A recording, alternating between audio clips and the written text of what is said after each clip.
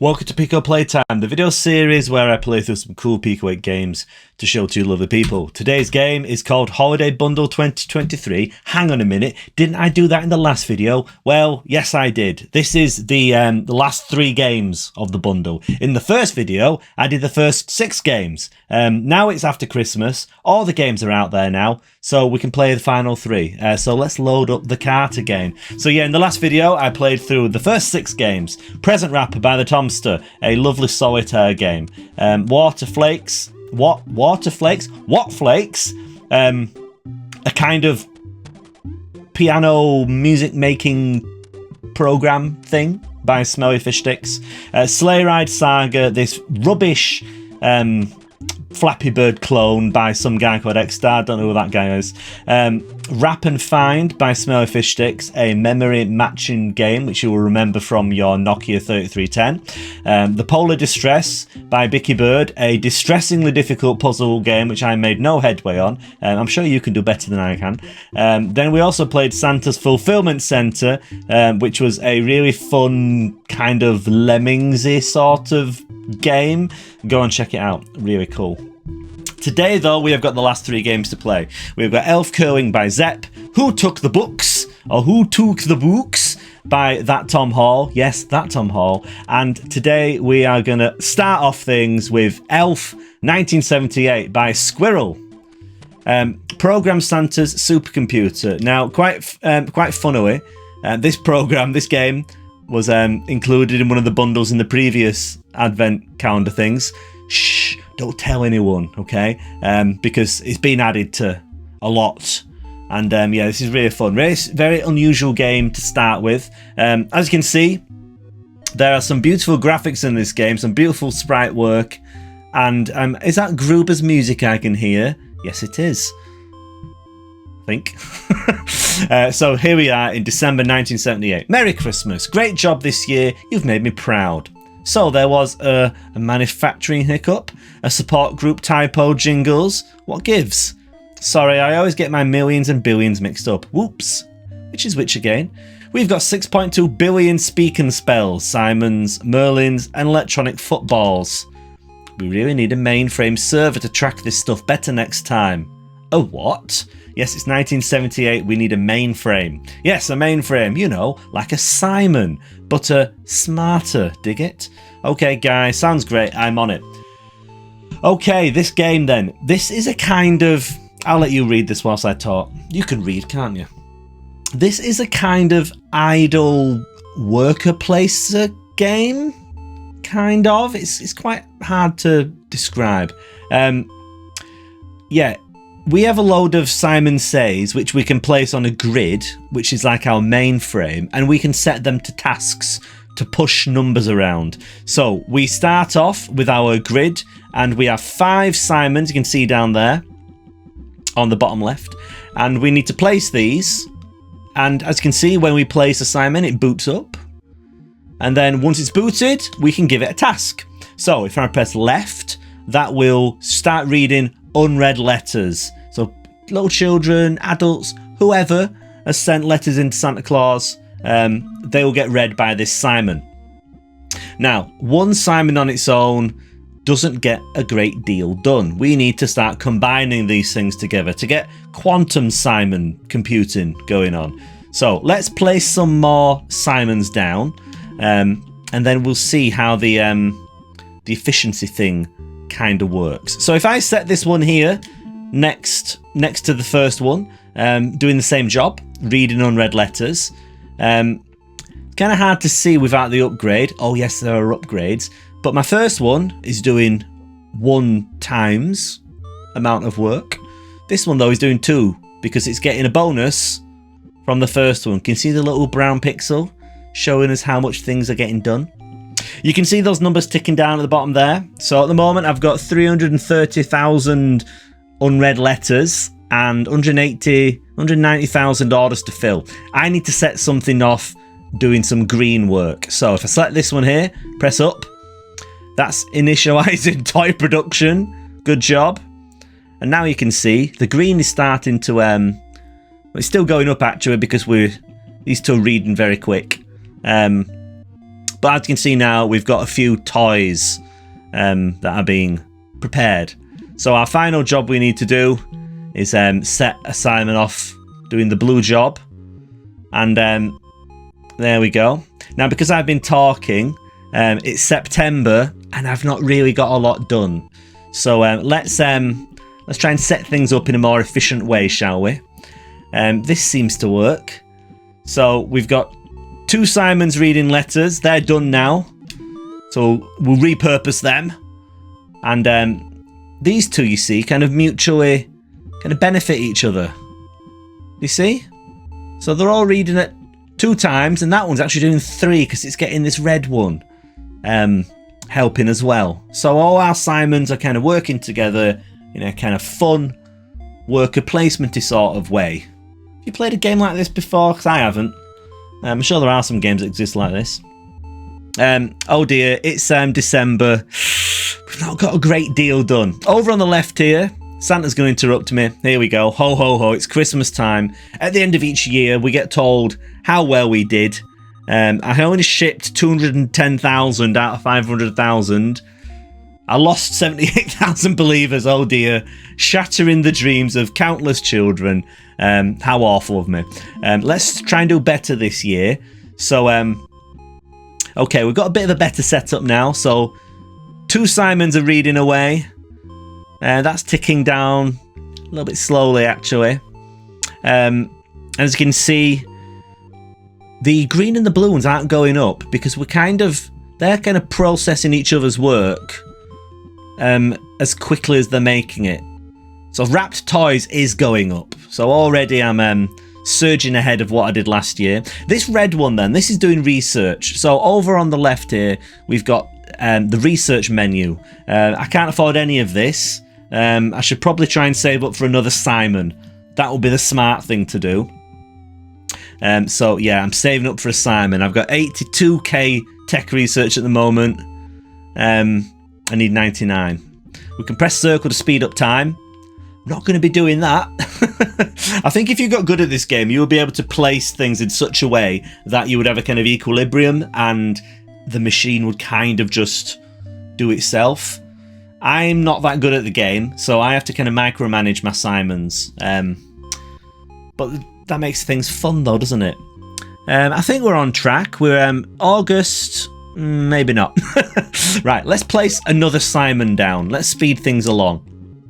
You can move Simons around, so if you've placed a Simon and you're not happy with its placement, you can stop it from working, pick it up, place it again, but obviously that's going to have a bit of downtime. Okay, still not doing very well here. We can hopefully get all the letters read this year. Maybe. Okay, now that all the letters are read, I'm going to get those machines all off of that.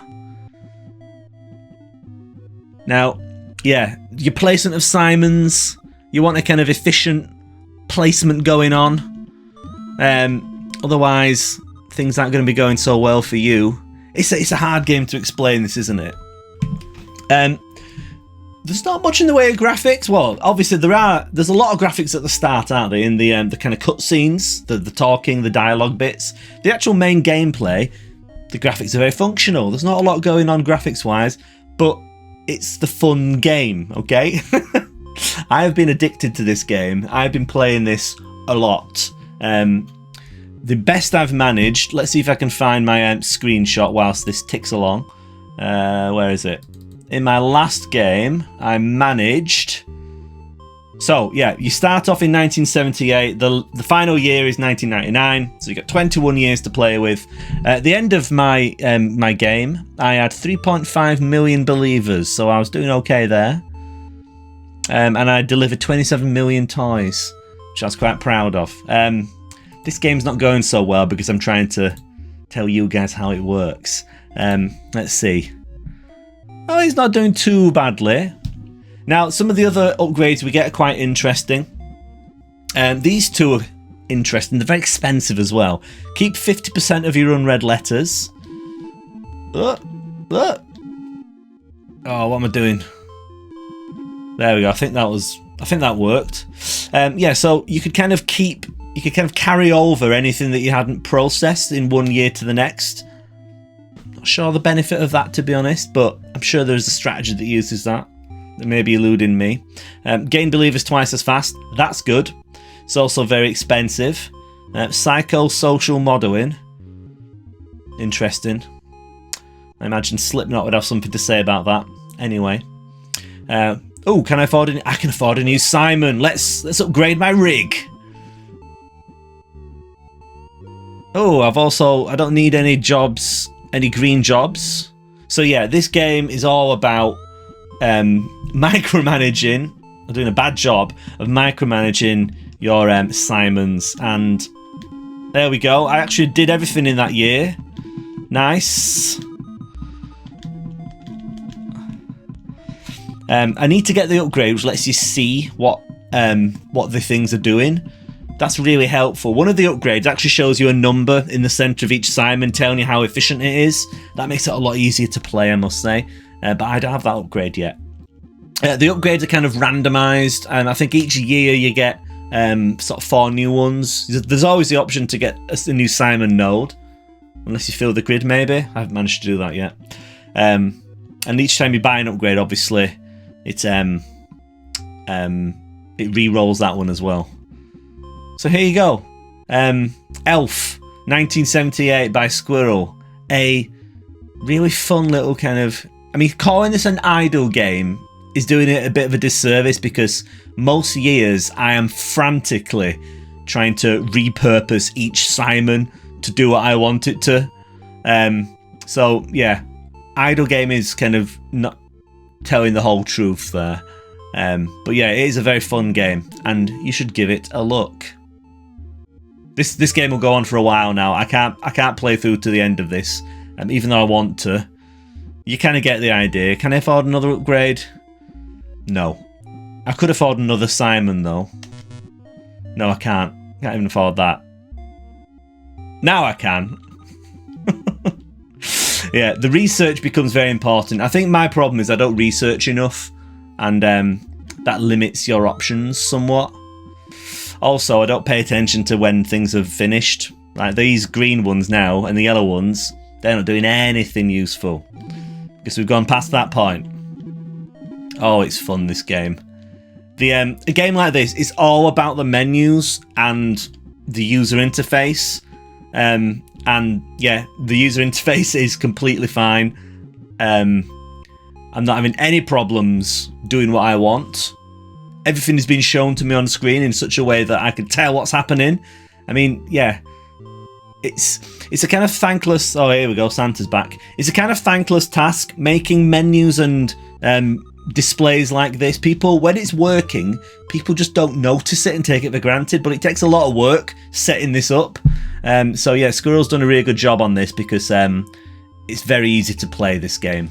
Once you've kind of got your head around the strange... what's kind of going on, yeah, it is a lot of fun. To be honest, you can do pretty badly in the first couple of years.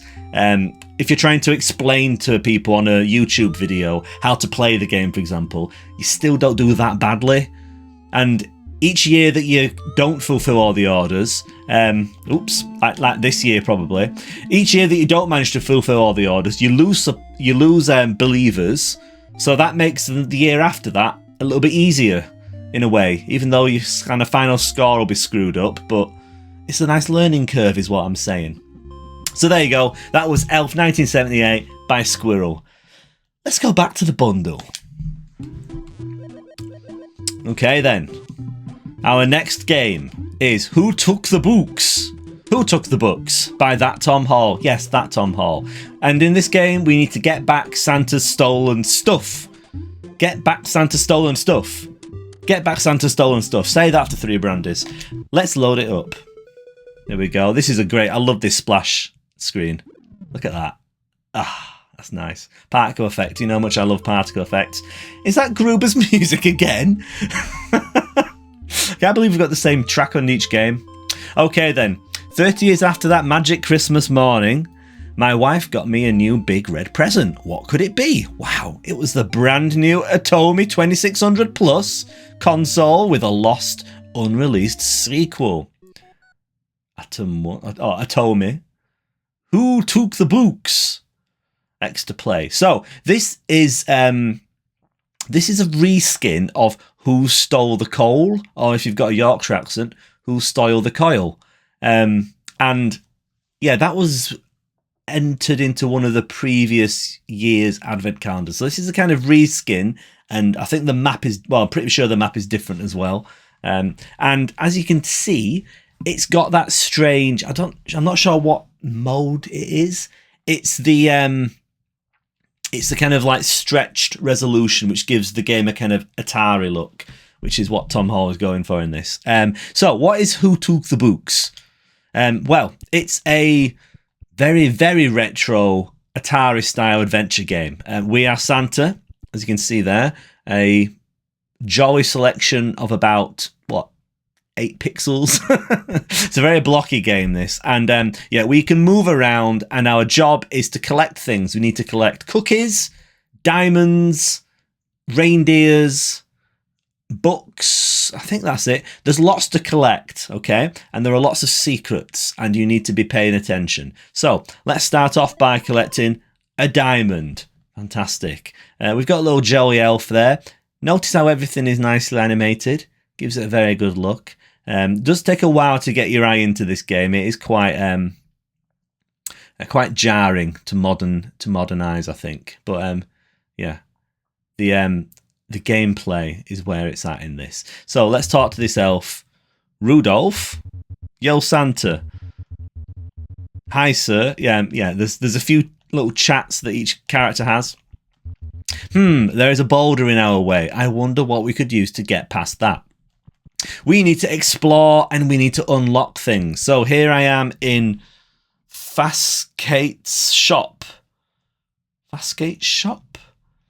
And we've only got 1 diamond at the moment. I think we need a few more diamonds to be able to make a purchase here, I think. Anyway, there is a cookie.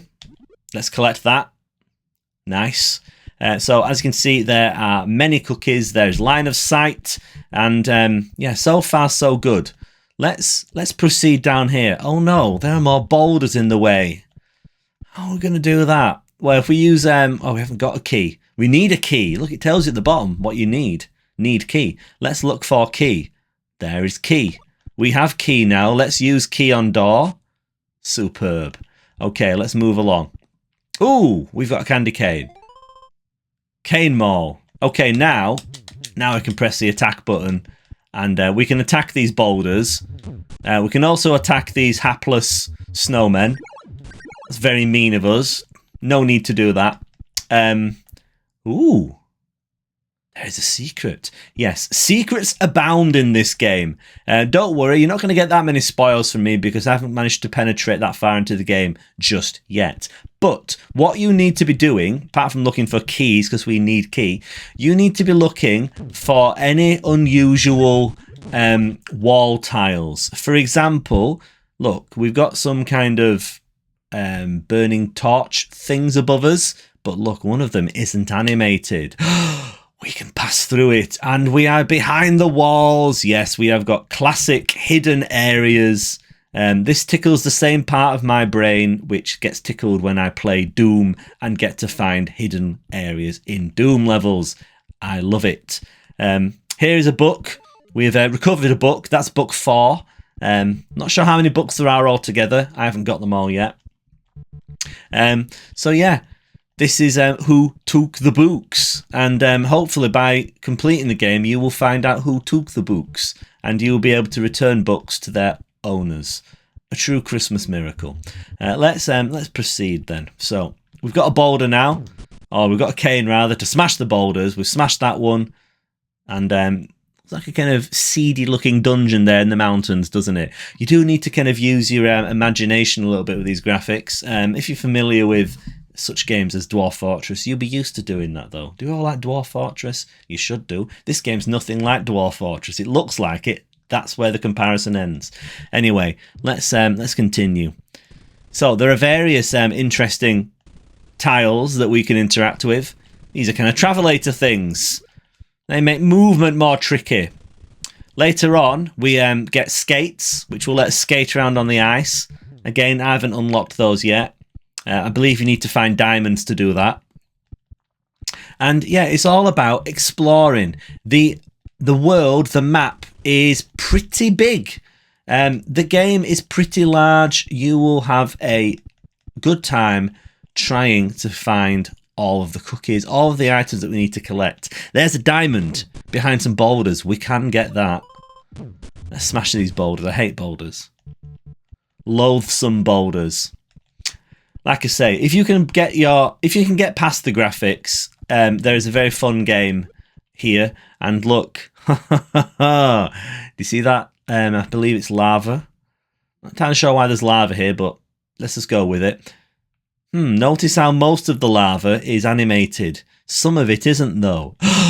It's another secret path. Like I say, there are so many secret paths in this game. So much fun exploring to get cookies, because that's what we all want, isn't it? Cookies. Yeah, really nice map design in this game. Classic kind of 8-bit adventure game. Look, there's another secret there, but we need an ice skate. Is this game a Metroidvania? You know, there's unlockable things. Does that make it a Metroidvania? I don't know. You decide. It's not a Metroidvania, okay? Stop calling everything Metroidvanias. It's not a roguelike either before you start saying that. Anyway. Who Took the Books by ThatTomHall. A fun little 8-bit adventure dungeon crawler thing. Why not give it a look? We've got some nice music there. Yes, each reindeer that you rescue, you get that little jingle. I imagine there are 8 reindeers to rescue, possibly 9 if Rudolph's there. We'll see. Anyway, let's move on to the last game of this video. So, if you're playing this, by the way, when you go into the start menu, you've got the option to go back to the bundle. That takes you back to this wrapper. Some of the games have been posted as kind of separate carts as well, so you can play some of the games individually, but why would you want to do that? Just play the whole thing like this. So, our last game is E.L.F. Curling by Zepp. Yes, Zepp, the guy that makes Pico-8. Thank you for making Pico-8, Zepp. It's much appreciated. We all love it. So this is Chaotic Curling Mayhem. Do you know what curling is? The Winter Olympics sport, popular in Scotland. They're very good at it. Where you have to, it's kind of like bowls on the ice. Do you not know what bowls is? Lawn bowls. Oh dear. It's very easy. You'll grasp it very quickly. This is a 2-player game. Now, there are 2 ways to play it. You can either play it with the alternate controls, or you can do it with controllers. I'm going to hot seat it, though, because I don't have a second player to play with, unfortunately. So I'm going to have to play it with myself. I'm sure there's a better way of saying that. Get another player, get a friend, and come along and you can play E.L.F. Curling. Let's find out what E.L.F. Curling is then. So, we can jump with circle, or we can start with X. And there's lots of spinning in this. And I believe I've lost... There we go. So, here we go. I'm going to turn hot seat on. That way, I just use the one controller. You can swap controllers. You can use the 2-player controls, as I say. So, we've got 15 seconds to get...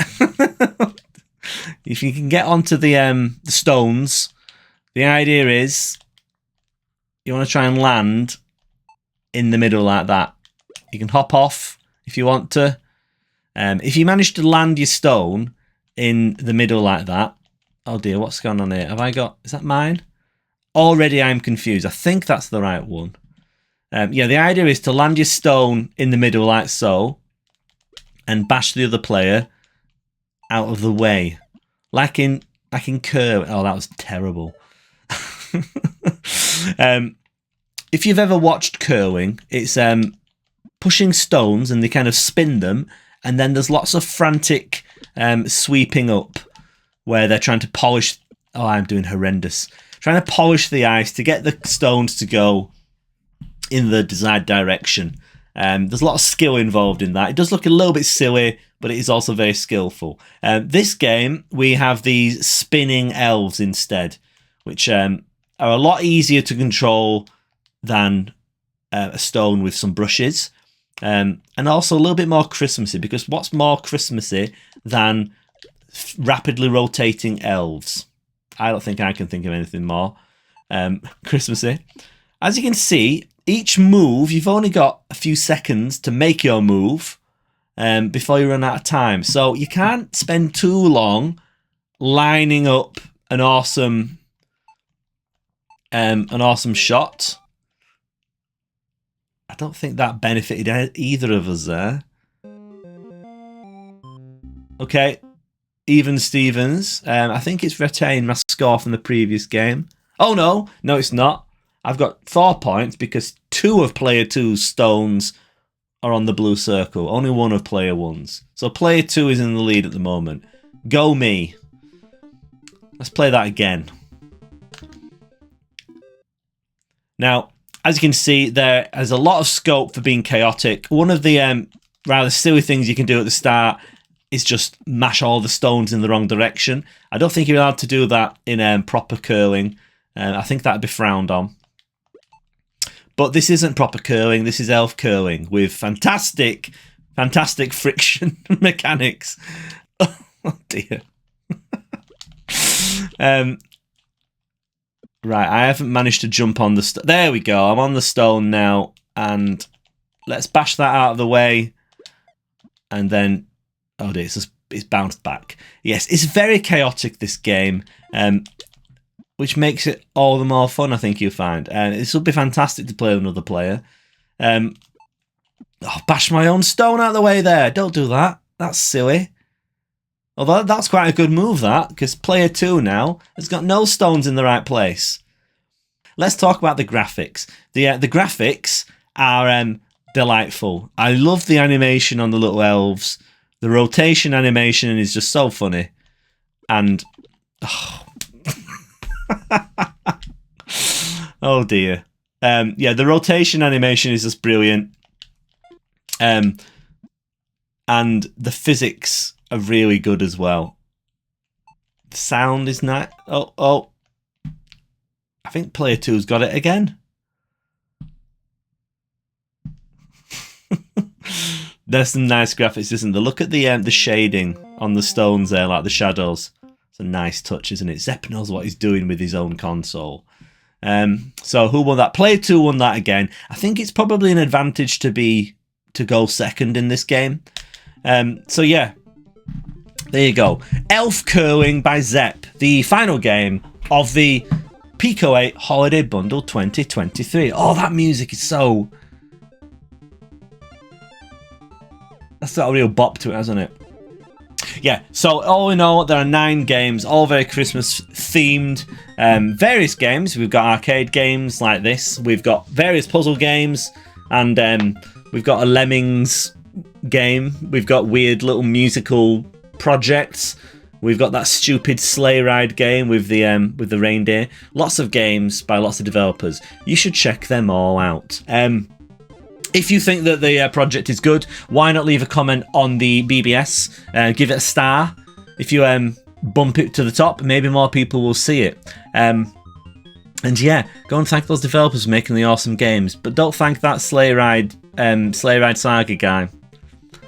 What a fool. What a moron. Anyway, thank you very much for watching this video. Hope you had a nice Christmas. I had a nice Christmas playing this selection of carts, and I hope you did too. So yeah, I guess the next video will be the end of year video, which is usually a big one. 10 games I've got to get through. It's going to take a while. Anyway, more on that later. Thank you very much for watching, and I'll see you again very soon. Another smooth transition there. There are 2 pieces of news that I forgot to mention at the end of the video. Oops. So here I am doing it now. 1, I have set up a Discord server now. So there is a Pico Playtime Discord server. You can join all the other lovely people on there and talk about your favourite Pico-8 games, suggest games for videos, just talk about Pico-8 stuff. it's up to you. The second piece of news is a little bit of shameless self-promotion. I've currently got a Christmas sale on my itch page. All of my games are 50% off, or you can get all the games in a bundle for $10. That's it. That's the shameless self-promotion over with. Back to the usual content of promoting other people's Pico-8 games. Anyway, thank you very much for watching, and I'll see you again, hopefully on the Discord, very soon.